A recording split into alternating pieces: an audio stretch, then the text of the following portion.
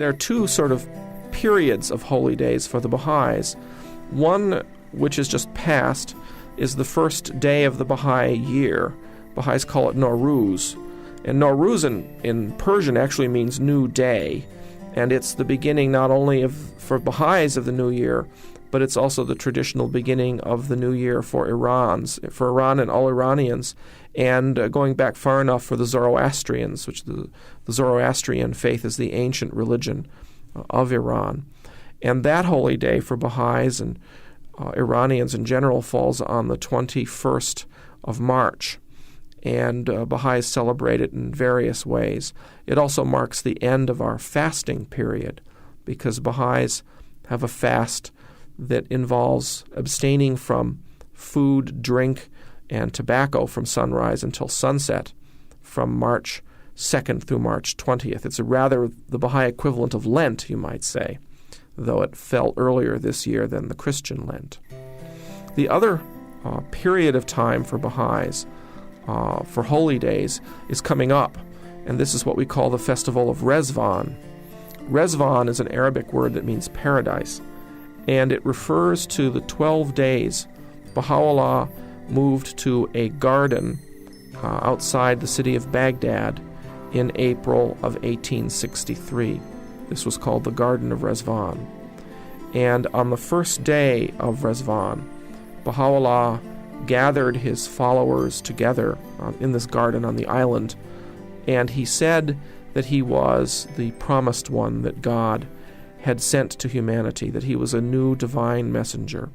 And so this announcement that Baha'u'llah made to his followers, which was apparently an incredibly overwhelming announcement, we have very few historical records of what that announcement was like. And one person I know who thinks his great-grandfather was there says every time they asked his great-grandfather what happened on the first day of Rezvan, his great-grandfather would just start trembling and wouldn't be able to answer the question. It's really quite an interesting story. So on the first day of Rezvan, Baha'u'llah announced to his followers that he was this new divine messenger that they were expecting. And so it's the great holy day for Baha'is for the whole year, the first day of Rezvan, April 21st.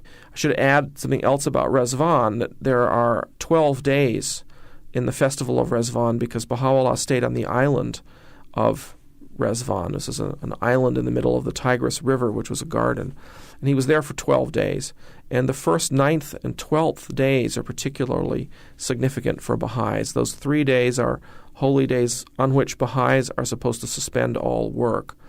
And the 9th and 12th days of Rezvan were respectively the time his family were able to join him on the island, and the 12th day was when he was able finally to leave the island, and the family and followers, of course, also left the island on the 12th day of Rezvan. This period of time, and I think if you look at religious holidays and festivals around the world, one thing one notices is that frequently holidays fall in either the spring or the fall, and they have a lot to do with the agricultural cycles often. Time for planting, the time for harvesting, or times for people to celebrate. There are different ways, I think, of classifying holy days. One way of classifying them, it would be into sort of joyous ones and somber ones. And generally the somber ones involve remembering someone's passing. For Baha'is, for example, you have the commemoration of the ascension of Baha'u'llah, the passing of Baha'u'llah. For Christians, Easter, actually Good Friday would be the somber holiday because it's the remembrance of the crucifixion. For Jews, Yom Kippur, the Day of Atonement, is similarly a kind of somber holiday. The other kind, of course, are the joyous ones, and Christmas for Christians is joyous. For Baha'is, the New Year that I mentioned earlier is joyous. So usually you can divide the holidays that way. Almost all of the traditions on the earth aim to give you some sort of connection with the divine. And even Buddhism, which perhaps is the least God-centered of the major religions, even it is a tradition which helps you to come in contact with something profound and deep within you. So all the traditions make some sort of effort to give you a connection. And I think when one studies the different traditions, one can learn an enormous amount about how your own religion teaches you about making that connection by looking at the other religions' teachings about how to make the connection. To me, that's one of the exciting things about studying the different world religions, is you learn so much more about your own religious tradition. The man who is often considered the founder of the field of comparative religion, or the science of the study of religion, as sometimes people call it, was a man named Max Muller, lived about 100 years ago. And Max Muller once said, "He who knows one religion knows no religions." If you want to really understand your own religious tradition, it helps enormously to know other traditions.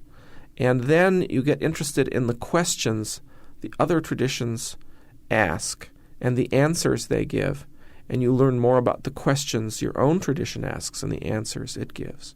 Well, I think when one studies them all, one sees certain eternal or ultimate connections between them. They differ in enormous numbers of details. There's no question about that. Hinduism focuses on Krishna, Christianity focuses on Jesus. And the lives of those two individuals are very different.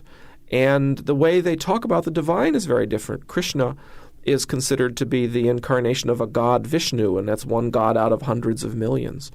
Christianity is not polytheistic, it's monotheistic. So those are very different about those two religious traditions. But nevertheless, they both connect you to the divine. And that, to me, is part of that unity that you see in them.